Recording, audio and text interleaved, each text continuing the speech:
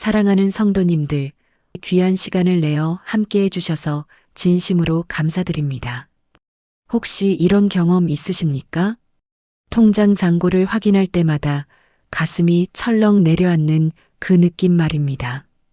월급날이 되면 이미 나갈 돈들이 줄을 서 있고 한 달을 버티기도 빠듯한데 예상치 못한 지출이 갑자기 생기면 밤잠을 설치게 되는 그런 날들 말입니다. 자녀 학원비, 병원비, 관원상제비, 그리고 이제는 물가까지 치솟아서 장을 보고 나오면 지갑이 텅 비어버리는 이 현실 속에서 우리는 살아가고 있습니다. 어떤 성도님은 카드 대금 결제일만 되면 두려움에 떨고 또 어떤 분은 비톡촉 전화가 올까봐 모르는 번호는 아예 받지도 못하십니다. 이런 상황에서 11조는커녕 헌금 봉투 자체를 들기가 부끄럽고 하나님 앞에 서는 것조차 죄송스러운 마음이 드는 그런 경험 있으시지 않습니까? 그런데 말입니다. 사랑하는 성도님들, 오늘 제가 여러분께 전하고 싶은 메시지는 바로 이것입니다. 하나님은 여러분의 그 재정적 어려움을 너무나 잘 아시고 이미 그 해답을 성경 속에 예비해 두셨다는 것입니다. 오늘 이 시간 재정으로 힘들어하는 모든 성도님들을 위해 제가 준비한 5가지 성경 구절이 있습니다. 이 말씀들은 단순한 위로의 말씀이 아닙니다. 실제로 수많은 성도들이 재정의 위기 속에서 이 말씀들을 붙들고 놀라운 변화를 경험했던 살아있는 하나님의 약속들입니다. 첫 번째는 하나님께서 우리의 모든 필요를 채워주신다는 공급의 약속입니다. 두 번째는 우리가 먼저 하나님의 나라를 구하면 모든 것을 더하여 주신다는 우선순위의 약속입니다. 세 번째는 심은 대로 거두게 하시는 하나님의 영적 경제 법칙입니다. 네 번째는 하나님께서 하늘 문을 열어 복을 부어주시겠다는 축복의 약속입니다. 그리고 5번째는 염려하지 말라는 평안의 약속입니다. 자, 그럼 제가 한 분을 소개해 드리겠습니다. 경기도 수원에 사시는 김영희 권사님이십니다. 권사님은 2년 전 남편 되시는 분이 사업부도로 쓰러지시면서 3억 원이 넘는 빚을 떠안게 되셨습니다. 목사님, 그때 정말 죽고 싶었어요. 권사님은 제게 이렇게 고백하셨습니다. 아침에 눈 뜨는 것 자체가 고통이었고 채권자들 전화에 핸드폰을 꺼놓고 살았어요. 교회도 나오기 창피해서 몇 달을 쉬었습니다. 그런데 말입니다, 권사님. 그 어려운 시기에 어떻게 다시 일어서셨습니까? 제가 여쭤보니 권사님은 잠시 눈시울을 붉히시더니 이렇게 대답하셨습니다. 목사님, 저는 그때 성경을 펼쳤어요. 그냥 무작정 펼쳤는데 빌립보서 4장 19절 말씀이 눈에 들어오더라고요. 나의 하나님이 그리스도 예수 안에서 영광 가운데 그 풍성한 대로 너희 모든 쓸 것을 채우시리라. 그 말씀을 보는 순간 눈물이 쏟아졌어요. 그래서 어떻게 하셨습니까? 목사님, 저는 그날부터 그 말씀을 붙들었습니다. 아침마다 그 말씀을 고백하고 통장에 10원밖에 없어도 1원이라도 하나님께 드렸어요. 사람들은 미쳤다고 했지만 저는 하나님을 믿었습니다. 그랬더니 어떻게 되셨습니까? 목사님 믿기십니까? 6개월 만에 남편이 새 직장을 구했고 1년 반 만에 빚을 다 갚았습니다. 지금은 작은 가게도 하나 차렸어요. 사람의 계획으로는 불가능했던 일이었습니다. 사랑하는 성도님들, 이것이 바로 하나님의 살아계심을 증명하는 간증입니다. 김영희 권사님처럼 여러분도 오늘 이 말씀들을 붙들고 나가시면 반드시 하나님의 신실하심을 경험하시게 될 것입니다. 그리고 여러분, 혹시 아십니까? 이 영상을 보시는 것 자체가 하나님께서 여러분에게 주시는 신호일 수도 있습니다. 지금 이 순간 하나님께서 여러분의 재정 문제에 관심을 기울이고 계신다는 증거입니다. 그러니 부디 끝까지 이 말씀에 집중해 주시고 여러분의 상황에 꼭 맞는 그 말씀 하나를 붙들고 나가시기를 간절히 부탁드립니다. 아, 그리고 한 가지 더 부탁드리고 싶은 것이 있습니다. 여러분의 구독과 좋아요 한 번의 클릭이 이 말씀이 더 많은 어려운 이웃들에게 전해지는 큰 통로가 됩니다. 재정으로 고통받는 또 다른 성도님들에게 이 희망의 메시지가 전해질 수 있도록 구독 버튼과 좋아요 버튼을 꼭 눌러주시고 댓글로 여러분의 간증도 나눠주시면 정말 큰 힘이 됩니다. 그럼 지금부터 본격적으로 이 5가지 말씀 속으로 함께 들어가 보시겠습니다. 첫 번째로 말씀드릴 것은 빌립보서 4장 19절 말씀입니다. 나의 하나님이 그리스도 예수 안에서 영광 가운데 그 풍성한 대로 너희 모든 쓸 것을 채우시리라. 사랑하는 성도님들, 이 말씀이 주는 위로가 얼마나 큽니까? 이 말씀은 사도 바울이 빌립보 교회 성도들에게 보낸 편지의 마지막 부분에 나오는 말씀입니다. 당시 빌립보 교회는 가난한 교회였습니다. 그들은 자신들도 넉넉지 않은 형편이었지만 복음을 전하는 바울을 위해 헌금을 모아보냈습니다. 어떤 역사가들은 빌립보 교회 성도들 중 상당수가 노예 출신이었다고 기록하고 있습니다. 하루 벌어 하루 먹고 사는 사람들이었다는 것입니다. 그런데도 그들은 자신들의 어려움 속에서도 바울을 위해, 복음을 위해 물질을 드렸습니다. 그 모습을 본 바울이 얼마나 감동했겠습니까? 그래서 바울은 이렇게 선포합니다. 나의 하나님이 너희 모든 쓸 것을 채우시리라. 여기서 주목해야 할 단어가 있습니다. 바로 모든 쓸 것이라는 표현입니다. 원어로는 판크레이안이라고 하는데 이것은 모든 필요라는 뜻입니다. 의식주의 필요, 자녀 교육의 필요, 의료비의 필요, 빚, 갚을 돈의 필요, 노후 준비의 필요, 이 모든 것을 다 포함하는 말씀입니다. 그런데 더 중요한 것은 채우시리라는 표현입니다. 원어로는 플레로세이인데 이것은 단순히 조금 도와준다는 의미가 아닙니다.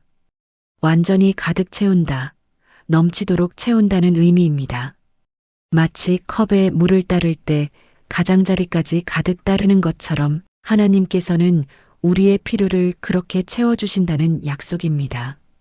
그리고 그 풍성한 대로라는 표현도 주목해 보십시오. 하나님의 풍성함의 기준으로 채워주신다는 것입니다.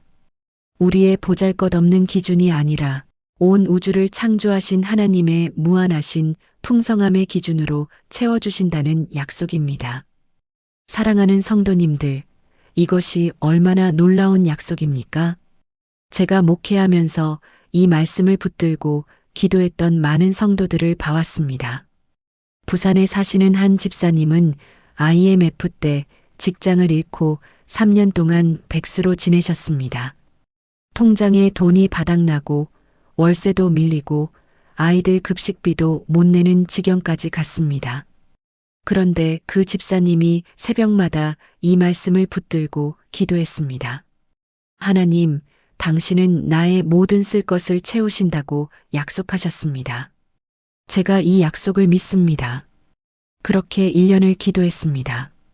그랬더니 어느 날 전혀 예상치 못한 곳에서 연락이 왔습니다. 10년 전에 함께 일했던 선배가 새로운 사업을 시작하는데 같이 하자는 제안이었습니다.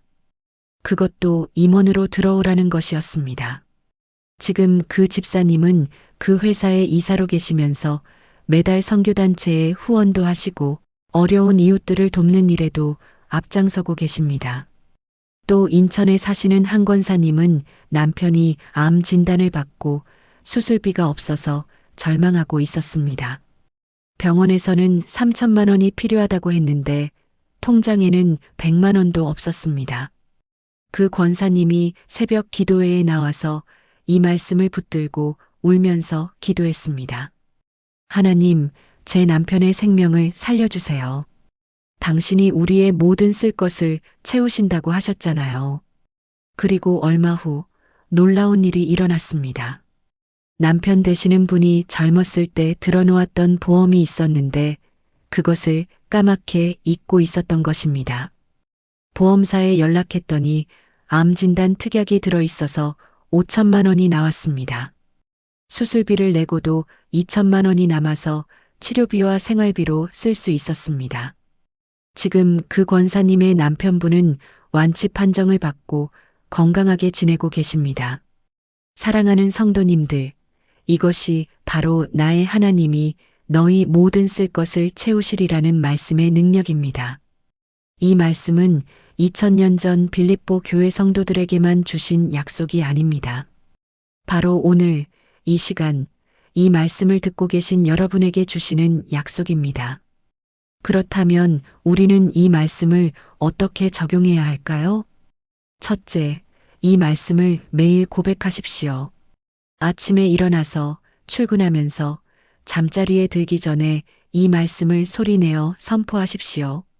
나의 하나님이 그리스도 예수 안에서 영광 가운데 그 풍성한 대로 나의 모든 쓰것을 채우신다. 이렇게 고백할 때 여러분의 믿음이 살아나고 하나님의 약속이 여러분의 현실이 되기 시작합니다. 둘째, 이 말씀을 붙들고 구체적으로 기도하십시오. 막연하게 하나님, 돈 좀 주세요가 아니라 구체적으로 여러분에게 필요한 것을 놓고 기도하십시오. 하나님, 이번 달 월세 50만 원이 필요합니다. 당신이 제 모든 쓸 것을 채우신다고 약속하셨으니 이것을 공급해 주실 줄 믿습니다. 하나님, 아이 학원비 30만 원이 필요합니다. 당신의 풍성함으로 이것을 채워주실 줄 믿습니다. 이렇게 구체적으로 기도할 때 하나님께서 구체적으로 응답하십니다.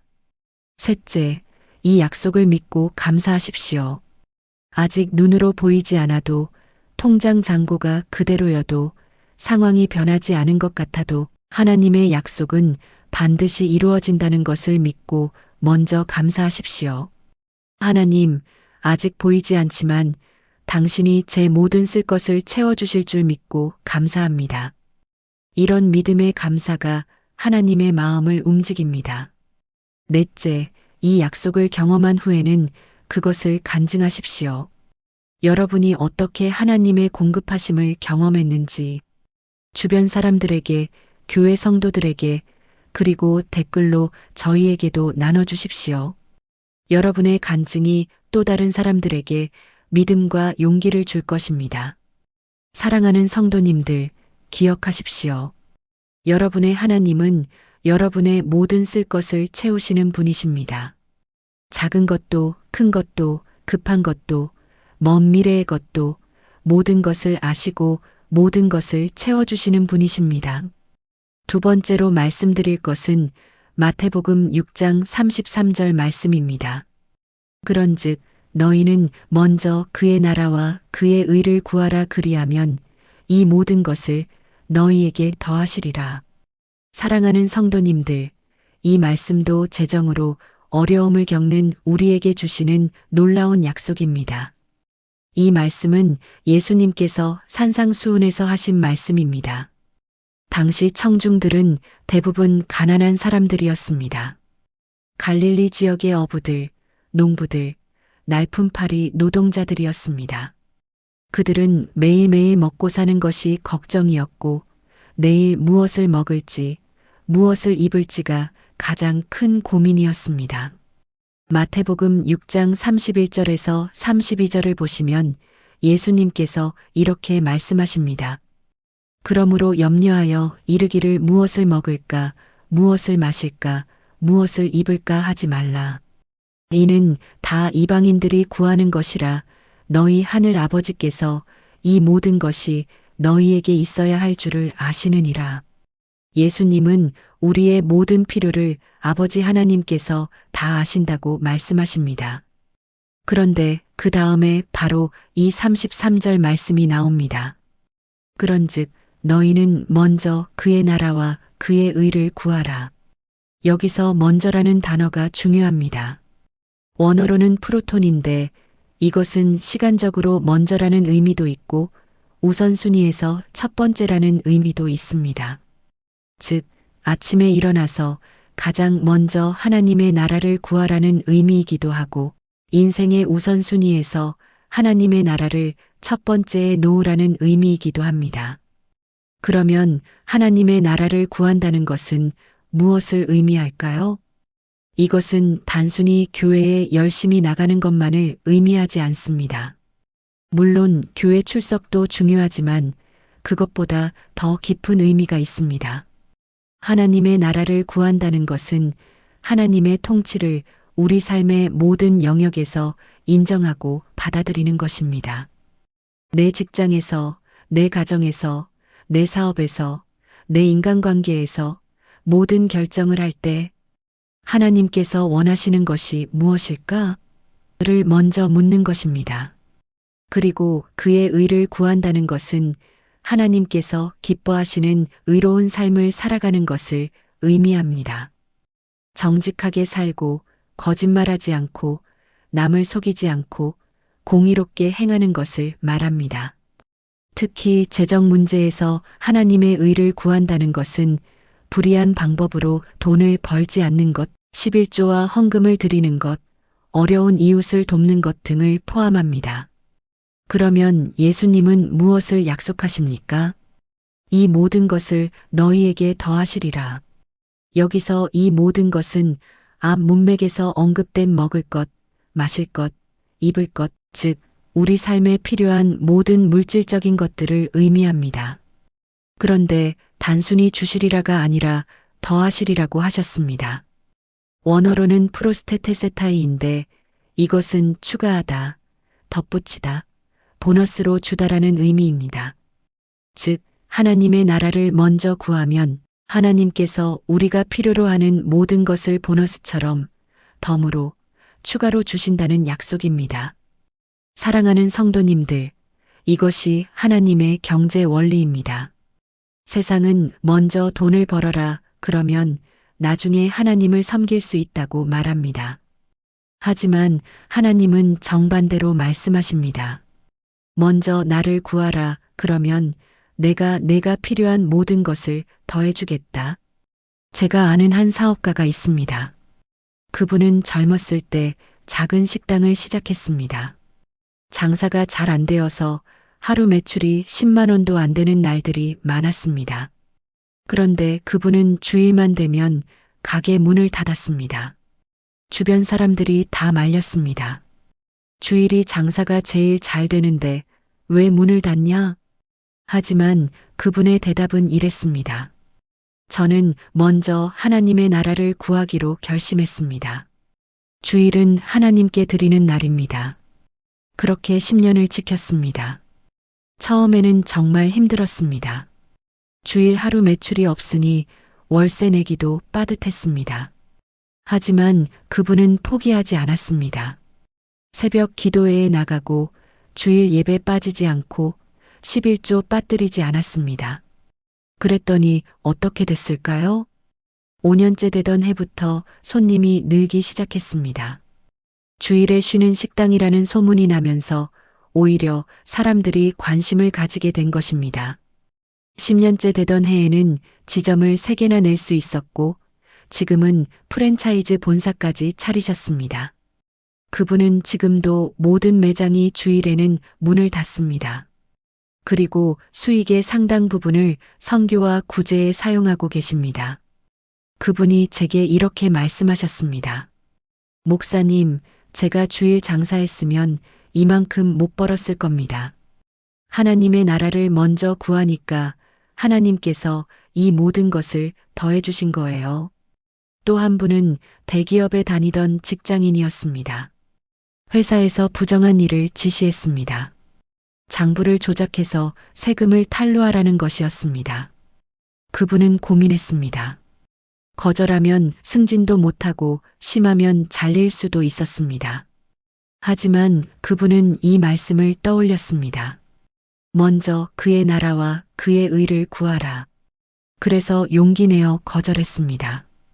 죄송하지만 그것은 옳지 않은 일이라서 제가 할 수 없습니다. 그 순간 상사는 화를 냈고 그분은 한직으로 밀려났습니다. 1년 동안 아무도 거들떠보지 않는 부서에서 일했습니다. 승진도 탈락했고 보너스도 깎였습니다. 그런데 2년째 되던 해 회사에 감사가 나왔습니다. 그 부정한 일이 발각된 것입니다. 관련된 임원과 직원들이 모두 징계를 받았습니다.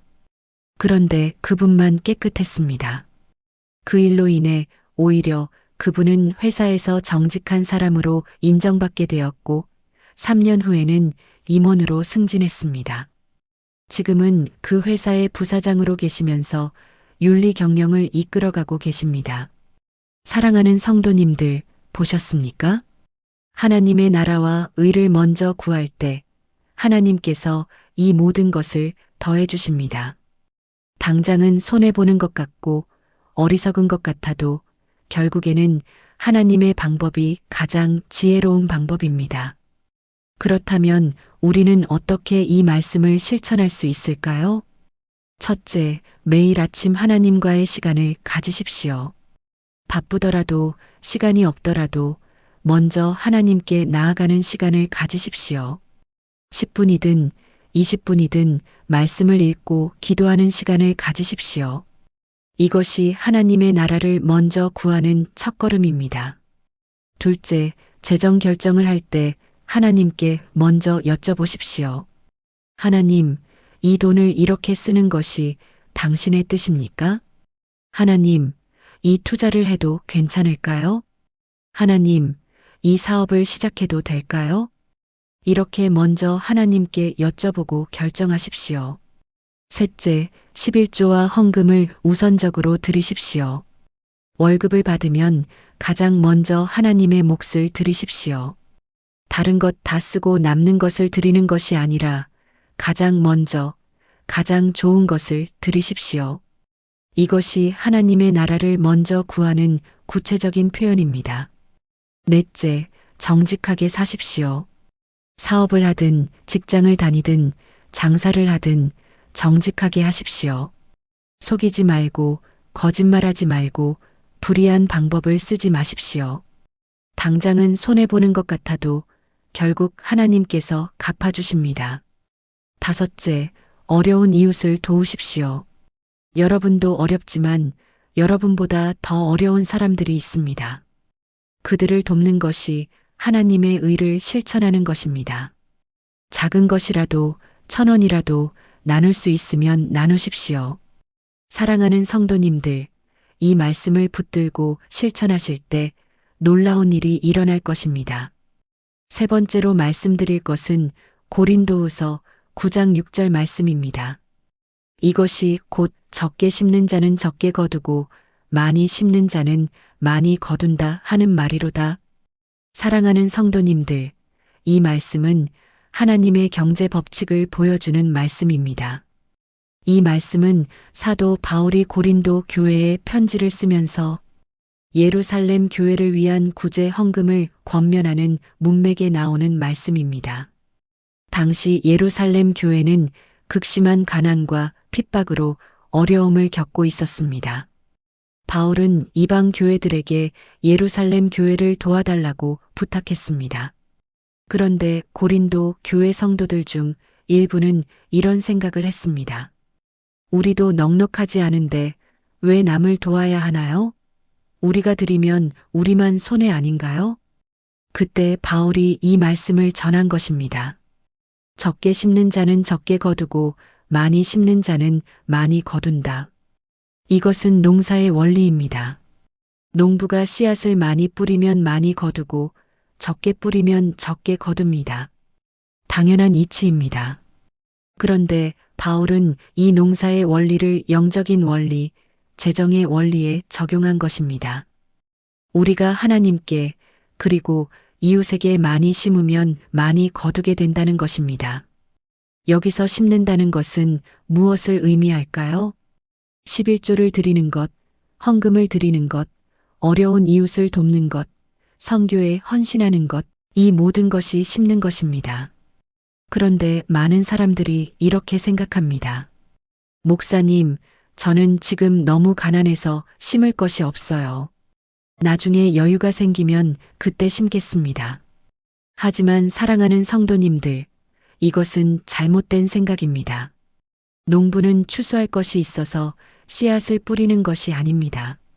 씨앗을 뿌려야 추수할 것이 생깁니다. 마찬가지로 우리도 여유가 있어서 심는 것이 아니라 심어야 여유가 생기는 것입니다. 제가 아는 한 집사님이 계십니다. 그분은 실직한 지 6개월이 넘었고 통장에 남은 돈이 50만 원밖에 없었습니다. 그런데 어느 주일 목사님이 북한 동포 돕기 헌금을 말씀하셨습니다. 그 집사님은 고민했습니다. 50만 원은 이번 달 월세 50만 원을 내면 끝이었습니다. 그런데 마음 한구석에서 음성이 들렸습니다. 10만 원만 드려보지 않겠느냐? 집사님은 두렵고 떨렸습니다. 10만 원을 드리면 월세를 못 내게 되고 쫓겨날 수도 있었습니다. 하지만 이 말씀이 떠올랐습니다. 적게 심는 자는 적게 거두고 많이 심는 자는 많이 거둔다. 집사님은 믿음으로 10만 원을 헌금했습니다. 떨리는 손으로 헌금 봉투에 10만 원을 넣었습니다. 그리고 집에 와서 무릎 꿇고 기도했습니다. 하나님, 제가 마지막 남은 것에서 10만 원을 심었습니다. 이제 하나님께 맡깁니다. 그리고 3일이 지났습니다. 갑자기 오래전에 연락이 끊겼던 후배에게서 전화가 왔습니다. 형님, 우리 회사에서 사람을 급히 구하는데 형님 생각이 나서 전화했어요. 내일 한번 올 수 있으세요? 집사님은 반신반의하며 회사에 갔습니다. 그리고 그 자리에서 바로 채용되었습니다. 그것도 월급이 이전보다 50만 원이나 더 많았습니다. 집사님은 회사를 나오면서 눈물을 흘렸습니다. 10만 원을 심었는데 하나님은 매달 50만 원을 더 거두게 하신 것입니다. 또 한 분은 가게를 하시는 권사님이었습니다. 장사가 안 되어서 하루 종일 손님이 한 명도 안 오는 날도 있었습니다. 그런데 어느 날 가게 앞에서 노숙자 한 분이 쓰러져 계셨습니다. 권사님은 그분을 가게 안으로 모시고 따뜻한 국밥을 드렸습니다. 그리고 10,000 원을 드렸습니다. 그날 하루벌이가 5,000 원밖에 안 됐는데 10,000 원을 드린 것입니다. 권사님은 이렇게 생각했습니다. 하나님께 심는 거야. 많이 심는 자는 많이 거둔다고 하셨잖아. 그리고 그날 저녁 놀라운 일이 일어났습니다. 퇴근 시간에 갑자기 손님들이 몰려온 것입니다. 근처 공사장 인부들이 단체로 들어와서 식사를 한 것입니다. 그날 매출이 30만 원이 나왔습니다. 평소의 6배였습니다. 그 후로 그 공사장 인부들이 단골이 되었고 가게는 날로 번창했습니다. 지금은 지점까지 내셨습니다. 사랑하는 성도님들, 보셨습니까? 이것이 하나님의 경제 법칙입니다. 많이 심는 자는 많이 거둡니다. 그런데 여기서 오해하지 말아야 할 것이 있습니다. 이 말씀은 돈을 들이면 100배, 1000배로 받는다는 기복신앙을 말하는 것이 아닙니다.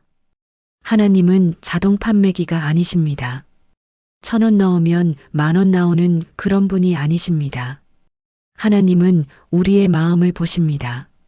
진심으로 하나님을 사랑하는 마음에서, 이웃을 사랑하는 마음에서 드릴 때 하나님께서 기뻐 받으십니다.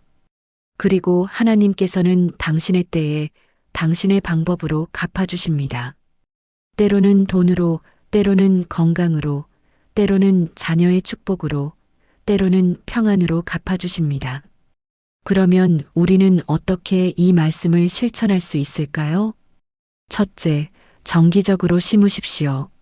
11조와 헌금을 규칙적으로 드리십시오. 한 달에 한 번, 일주일에 한 번, 정기적으로 하나님께 드리십시오. 둘째, 즐거운 마음으로 심으십시오.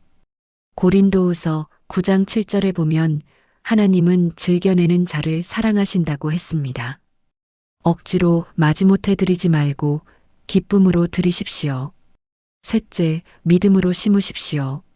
하나님께서 반드시 갚아주실 것을 믿고 드리십시오.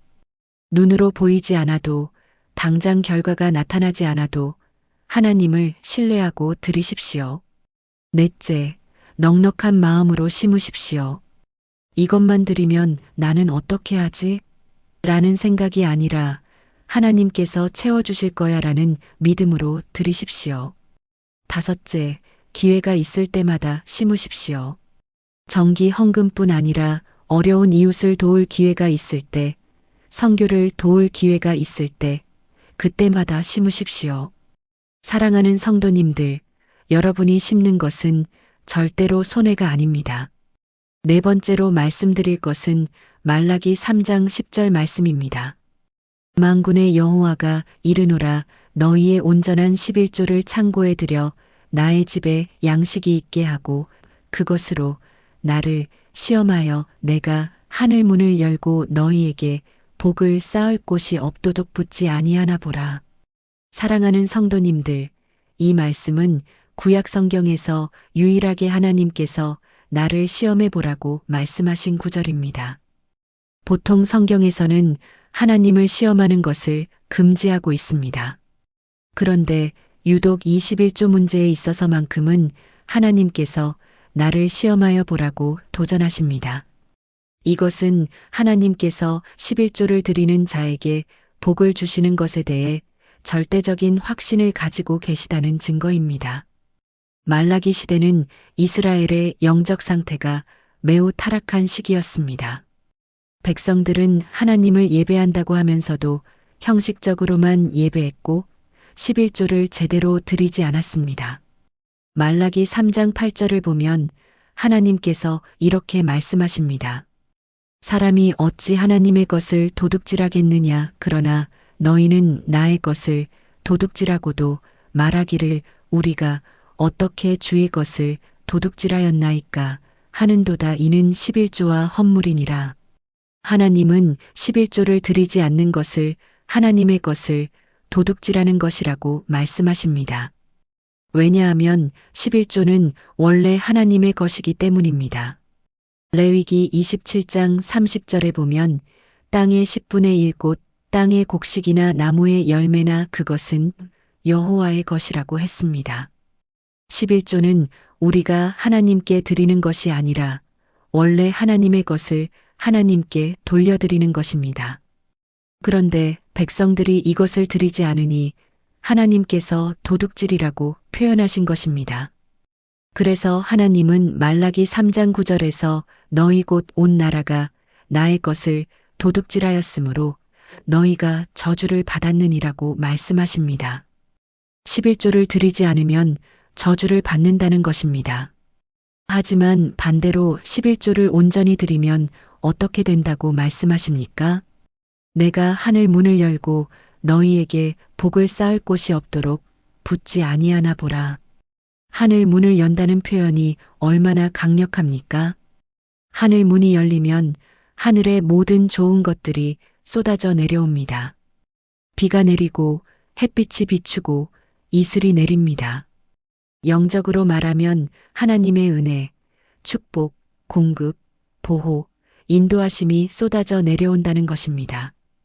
그리고 복을 쌓을 곳이 없도록 붓는다는 표현도 놀랍습니다. 조금 주시는 것이 아니라 넘치고 넘치도록 주신다는 것입니다. 창고에 쌓아둘 곳이 없을 정도로 많이 주신다는 것입니다. 사랑하는 성도님들, 저는 목회하면서 이 말씀의 놀라운 역사를 수없이 목격했습니다. 한 권사님은 남편이 사업 실패로 8억 원의 빚을 지게 되었습니다. 은행에서는 집을 경매로 넘기겠다고 통보했고 남편은 우울증으로 입원했습니다. 권사님은 절망했습니다. 하지만 그때 이 말씀이 떠올랐습니다. 온전한 11조를 드리면 하늘 문을 열고 복을 쌓을 곳이 없도록 붓겠다. 권사님은 결단했습니다. 하나님, 이제 남은 것이 아무것도 없습니다. 하지만 11조만큼은 끝까지 드리겠습니다. 권사님은 파트타임으로 일하면서 번 돈에서 11조를 빠뜨리지 않았습니다. 한 달에 100만 원을 벌면 10만 원을 드렸습니다. 주변 사람들은 미쳤다고 했습니다. 8억 빚이 있는데 11조를 들여 그 돈으로 빚이나 갚아. 하지만 권사님은 포기하지 않았습니다. 3년을 그렇게 11조를 들였습니다. 그랬더니 놀라운 일이 일어났습니다. 권사님이 일하던 회사가 상장을 하게 되었고 권사님이 가지고 있던 스톡 옵션의 가치가 치솟은 것입니다. 권사님은 그것을 팔아서 빚을 모두 갚았습니다. 그것도 8억을 갚고도 2억이 남았습니다. 지금 권사님은 남편과 함께 작은 사업을 하시면서 매달 선교단체에 후원하고 계십니다. 권사님이 제게 이렇게 말씀하셨습니다. 목사님, 하나님 말씀은 진짜입니다. 온전한 11조를 드리니까 정말로 하늘 문이 열렸어요. 또 한 집사님은 작은 가게를 하시는데 장사가 너무 안 되었습니다. 하루 매출이 5만 원도 안 되는 날이 태반이었습니다. 월세 내기도 빠듯했습니다. 그런데 집사님은 그 5만 원에서 5천 원을 11조로 드렸습니다. 주변 사람들이 말렸습니다. 장사도 안 되는데 11조는 무슨 11조야? 하지만 집사님은 이렇게 대답했습니다. 하나님께서 나를 시험해 보라고 하셨어. 나는 하나님을 시험해 볼 거야. 집사님은 1년 동안 한 번도 빠뜨리지 않고 11조를 드렸습니다. 그랬더니 1년 후부터 손님이 늘기 시작했습니다. 2년째 되던 해에는 매출이 2배가 되었습니다. 3년째 되던 해에는 지점을 하나 더 낼 수 있었습니다. 지금은 5개 지점을 운영하고 계십니다. 집사님이 제게 이렇게 간증하셨습니다. 목사님, 11조는 손해가 아니라 투자입니다. 하나님께 투자하면 하나님이 갚아주십니다. 사랑하는 성도님들, 이것이 말라기 3장 10절의 약속입니다. 온전한 11조를 드리면 하나님께서 하늘 문을 여시고 복을 쌓을 곳이 없도록 부어주십니다. 그런데 여기서 중요한 것은 온전한 11조입니다. 어떤 분들은 10%를 드리는 것이 아니라 5%만 드리거나 1,000원짜리 지폐만 골라서 드리거나 아니면 이번 달은 바빠서 못 드리고 나중에 몰아서 드리려고 합니다. 하지만 하나님은 온전한 11조를 요구하십니다. 10%를 정확하게, 정기적으로, 우선적으로 드리는 것입니다. 또 하나 중요한 것은 창고에 드리라는 말씀입니다. 창고는 어디입니까? 나의 집에 양식이 있게 하라고 했으니 하나님의 집, 즉 교회를 말합니다. 11조는 자신이 출석하는 교회에 드려야 합니다. 어떤 분들은 11조를 선교단체에 드리거나 어려운 이웃에게 직접 주거나 아니면 여러 곳에 나눠서 드립니다. 물론 그런 것들도 좋은 일입니다. 하지만 그것은 11조가 아니라 헌금입니다.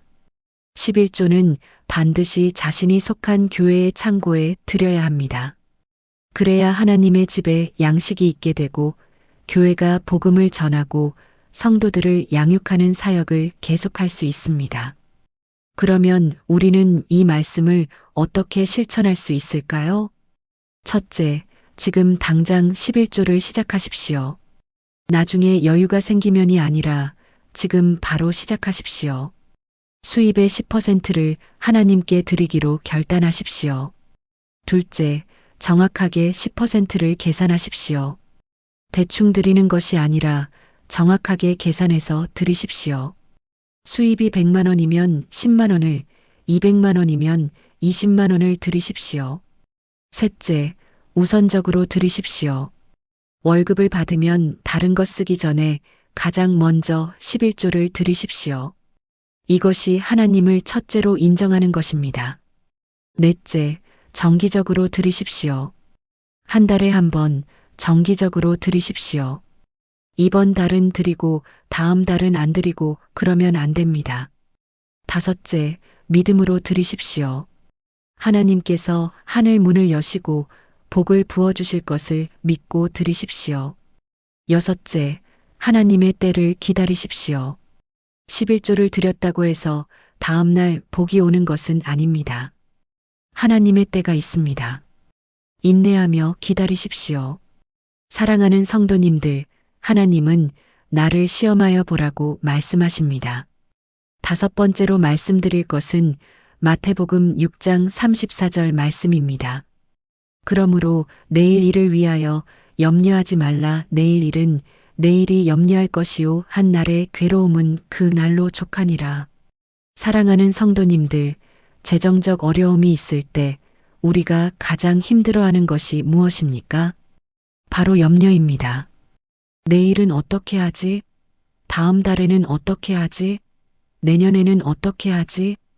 이런 염려가 우리를 짓누릅니다. 밤에 잠을 못 자게 하고 건강을 해치고 관계를 망가뜨립니다. 그런데 예수님은 이 말씀에서 염려하지 말라고 명령하십니다. 이것은 단순한 권면이 아니라 명령입니다.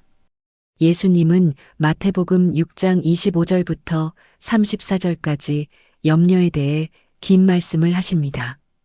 그러므로 내가 너희에게 이르노니 목숨을 위하여 무엇을 먹을까, 무엇을 마실까, 몸을 위하여 무엇을 입을까 염려하지 말라. 그리고 공중의 새와들의 백합화를 예로 들면서 말씀하십니다. 공중의 새를 보라. 심지도 않고 거두지도 않고 창고에 모아들이지도 아니하되 너희 하늘 아버지께서 기르시나니 너희는 이것들보다 귀하지 아니하냐? 또 너희가 어찌 의복을 위하여 염려하느냐? 들의 백합화가 어떻게 자라는가 생각하여 보라. 수고도 아니하고 길쌈도 아니하느니와 내가 너희에게 말하노니 솔로몬의 모든 영광으로도 입은 것이 이 꽃 하나만 갖지 못하였느니라. 예수님의 논리는 이렇습니다. 하나님께서 새도 먹이시고 꽃도 입히시는데 하물며 하나님의 형상으로 지음받은 여러분을 어찌 돌보지 않으시겠느냐는 것입니다. 그리고 32절에서 이렇게 말씀하십니다. 이는 다 이방인들이 구하는 것이라 너희 하늘 아버지께서 이 모든 것이 너희에게 있어야 할 줄을 아시느니라. 하나님 아버지께서 우리에게 무엇이 필요한지 다 아신다는 것입니다. 우리가 말하기 전에, 우리가 걱정하기 전에 하나님은 이미 다 아신다는 것입니다. 그러니 염려할 필요가 없다는 것입니다. 그리고 마지막으로 34절에서 이렇게 말씀하십니다. 그러므로 내일 일을 위하여 염려하지 말라. 내일 일은 내일이 염려할 것이요 한 날의 괴로움은 그 날로 족하니라. 여기서 예수님은 매우 실제적인 조언을 주십니다. 오늘의 문제에만 집중하라는 것입니다. 내일의 문제, 다음 달의 문제, 내년의 문제를 오늘 다 짊어지려고 하지 말라는 것입니다. 오늘 하루만 생각하고 오늘 하루만 살아가라는 것입니다. 제가 아는 한 집사님이 계십니다. 그분은 암 진단을 받으셨는데 의사가 말하기를 치료비가 1억 원 정도 든다고 했습니다. 집사님은 절망했습니다. 통장에는 1,000만 원밖에 없었고 1억 원을 어떻게 마련할지 막막했습니다. 그분은 밤낮으로 염려했습니다. 어떻게 하지? 집을 팔아야 하나? 자식들에게 손을 벌려야 하나? 그러다가 건강이 더 나빠졌습니다. 잠을 못 자고 밥을 못 먹고 스트레스로 혈압까지 올라갔습니다. 그때 목사님이 이 말씀을 전해주셨습니다. 내일 일을 위하여 염려하지 말라. 한날의 괴로움은 그날로 족하니라. 집사님은 그 말씀을 붙들고 기도하기 시작했습니다. 하나님, 1억 원은 제가 감당할 수 없습니다. 하지만 오늘 하루만 생각하겠습니다. 오늘 하루 제가 할 수 있는 일만 하겠습니다. 그리고 치료를 시작했습니다. 한 달 치료비가 1,000만 원이었는데 마침 통장에 1,000만 원이 있었습니다. 그것으로 첫 달 치료를 받았습니다. 그런데 신기한 일이 일어났습니다. 둘째 달이 되니까 교회에서 구제금으로 1,000만 원을 주셨습니다. 셋째 달이 되니까 직장 동료들이 모금을 해서 1,000만 원을 주었습니다. 넷째 달이 되니까 보험에서 1,000만 원이 나왔습니다. 이렇게 한 달 한 달 하나님께서 필요한 것을 정확하게 채워주셨습니다. 10개월 치료를 마쳤고 완치 판정을 받았습니다. 그리고 놀랍게도 1억 원을 정확하게 다 마련할 수 있었습니다. 집사님이 제게 이렇게 간증하셨습니다. 목사님, 제가 처음부터 1억 원을 다 생각했으면 포기했을 겁니다. 하지만 오늘 하루만 생각하니까 할 수 있었어요. 하나님께서 하루하루 채워주셨어요. 또 한 권사님은 큰 빚을 지고 있었습니다. 3억 원이었습니다. 권사님은 매일 염려했습니다. 이 많은 빚을 언제 갚지? 10년을 갚아도 안 되겠는데. 그러다가 우울증까지 왔습니다. 그때 이 말씀을 듣게 되었습니다. 내일 일을 위하여 염려하지 말라. 권사님은 결심했습니다.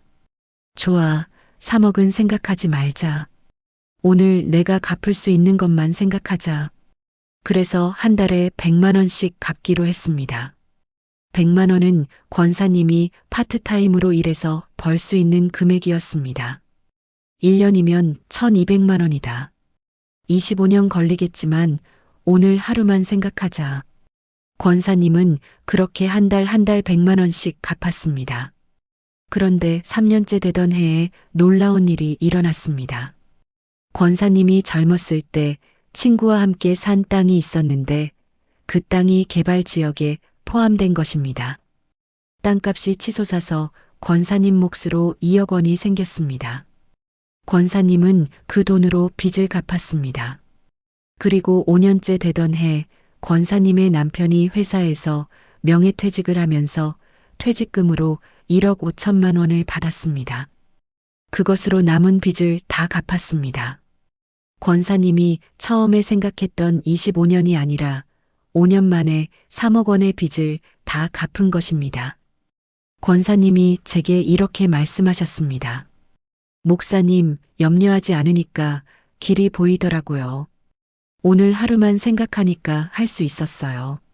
사랑하는 성도님들, 보셨습니까? 염려는 우리에게 아무 도움이 되지 않습니다.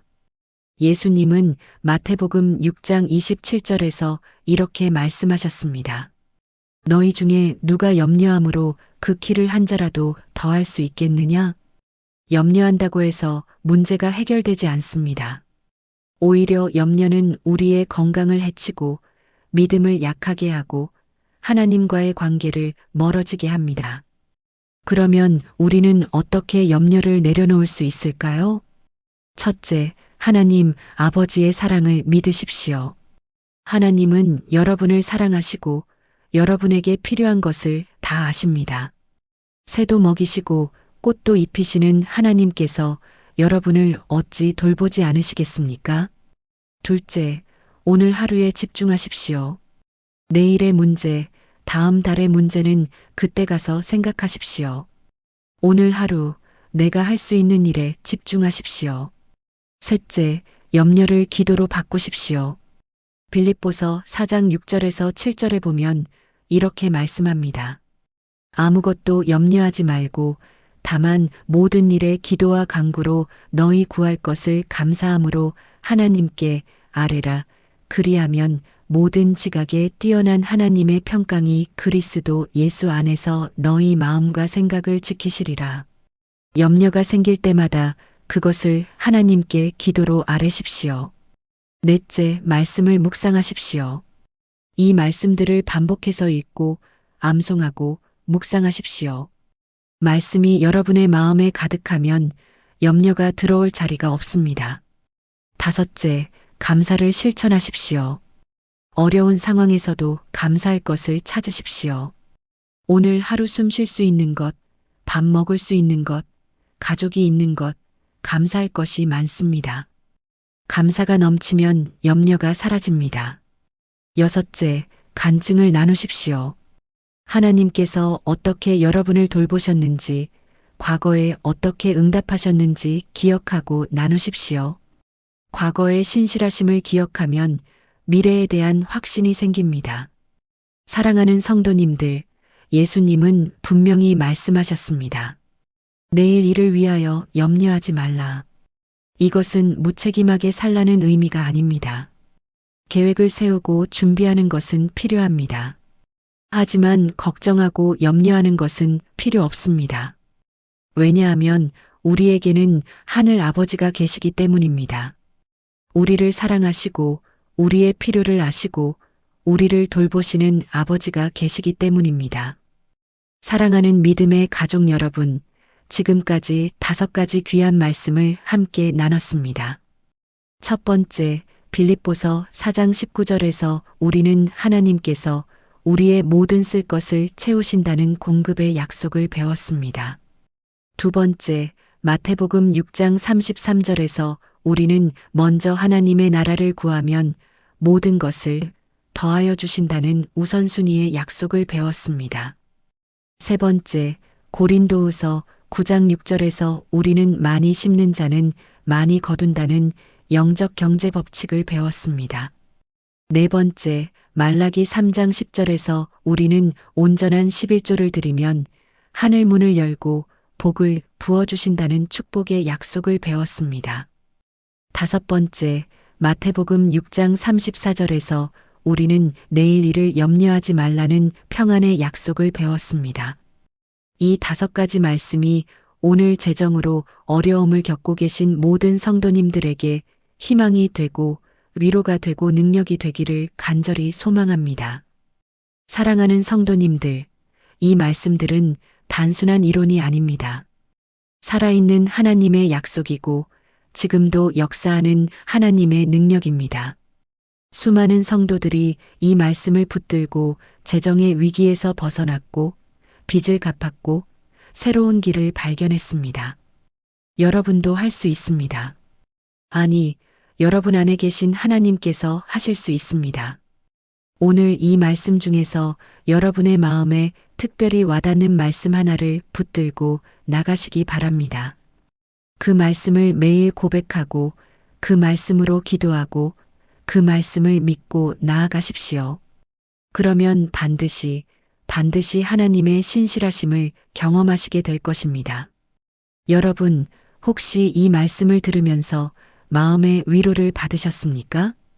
혹시 이 말씀을 통해 새로운 희망을 발견하셨습니까? 그렇다면 부디 이 영상 아래 좋아요 버튼을 눌러주시고 구독 버튼도 눌러주시기 바랍니다. 그리고 댓글로 여러분의 간증도 나눠주시면 큰 힘이 됩니다.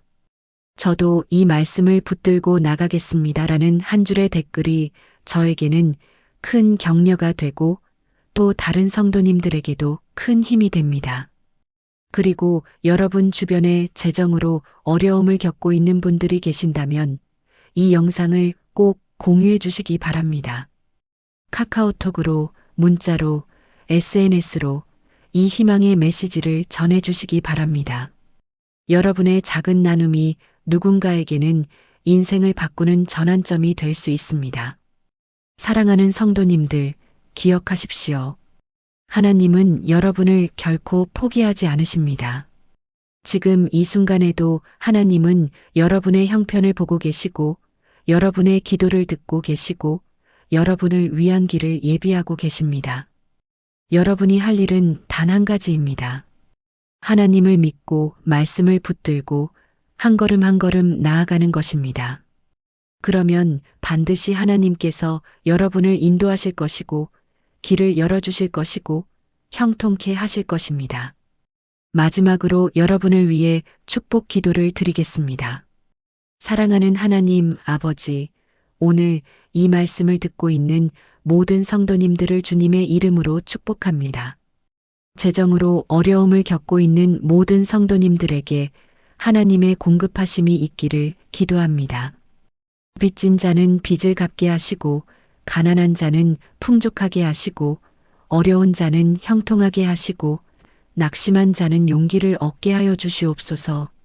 그리하여 그들이 모두 하나님의 신실하심을 경험하고 하나님의 영광을 드러내는 살아있는 간증이 되게 하여 주시옵소서. 예수님의 이름으로 기도합니다. 아멘. 사랑하는 성도님들, 하나님의 은혜와 평강이 여러분과 여러분의 가정 위에 늘 함께 하시기를 축원합니다. 다음에 또 좋은 말씀으로 찾아뵙겠습니다.